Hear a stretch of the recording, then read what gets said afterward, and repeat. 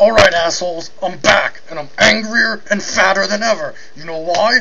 I'm in Camden. That's in New Jersey, the armpit of the United States. And you know why I'm fatter than ever? Because all I eat is instant food, because God forbid a law student have enough time to make something worth eating. No. You know what? Sarah Palin can see Alaska from her house. I can see economic failure from my house. What kind of an inspiration is this? Anyway, I guess I have to start out this time by doing something I don't normally do and thanking somebody. I regret to have to take this action, but I have to thank someone who would prefer to be identified only as Matsuzo SF for providing me with this wonderful new camera. It's one of those old PlayStation 2 iToys, but you know what? It's enough to convey my anger to all of you. And today, my anger is not about politics or the burning of ramen noodles. Instead, it's about criminal law. I don't know if any of you have heard, but one of my friends just sent me a little article I think you should all know about. It would seem that a couple of months ago, one of our favorite Wall Street brokers has committed a felony hit and run. But why would we charge him with that when we can just charge him with a misdemeanor? You see, in America, we've finally actually taken the step to make it a point of law that the law applies to you differently depending on how much money you make, instead of it just being one of those things that everybody knows but doesn't talk about.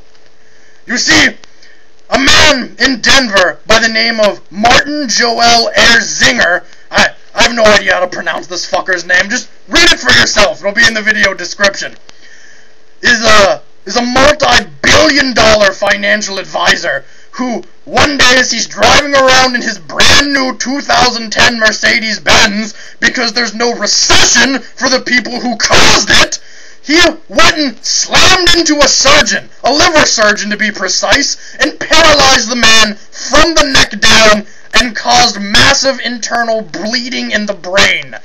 He was this close to having committed an act of vehicular manslaughter. But you know what?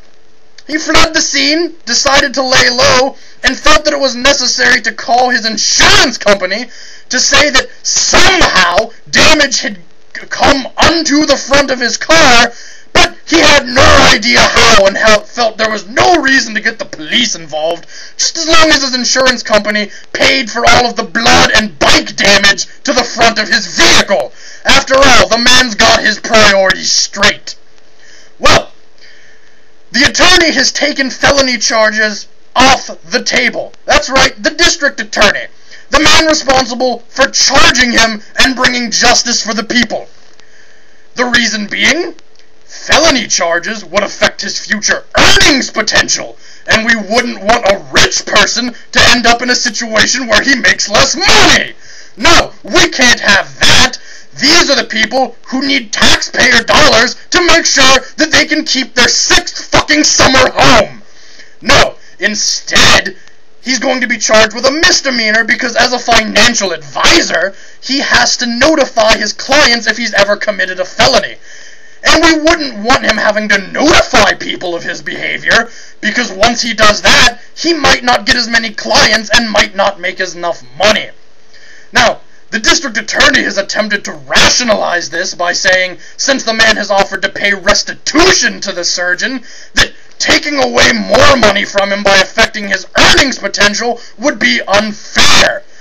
No, unfair is not charging a man who committed a felony with a felony. You know what? If I were charged with a felony as a law school student, it would affect my future earnings potential, but you know what? I don't already make a metric fuck ton of money, so that kind of justice doesn't apply to me. No, instead, I'm a poor student who only has enough income now to have upgraded from ramen noodles to Hungry Man. Ugh, you know what? No, even the man who was hit has said, and his attorney has made the public statements, that he doesn't care about the money, he wants to see the man brought to justice. But there are two kinds of justice in this world. When a homeless man who's starving to death steals a loaf of bread, For the third time, he goes to prison for life. When an Enron executive ruins the financial future of everyone in his company, he gets a little slap on the wrist. That's how things work in this country, and that's why there's a problem. They talk about the moral hazard of bailing people out. You're right, there is a moral hazard, especially because these people have no morals. So, let's be clear how things are going to work in this country. We're talking about the new, the tax break level that the rich people have to maintain their money. That's priority number one.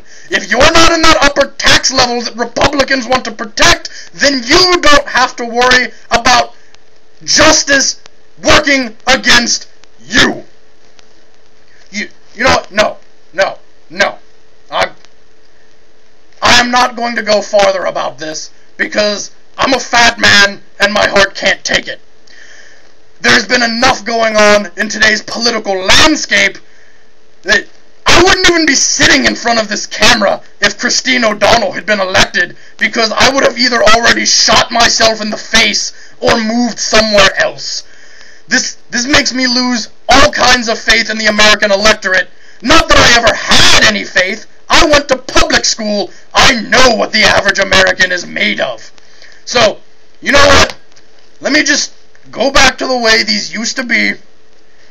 As always, if you have anything that's angering you that you think I should know about, you can email me at angryfatmanrant@yahoo.com. And otherwise, I'm gonna take a nap or something. Fuck.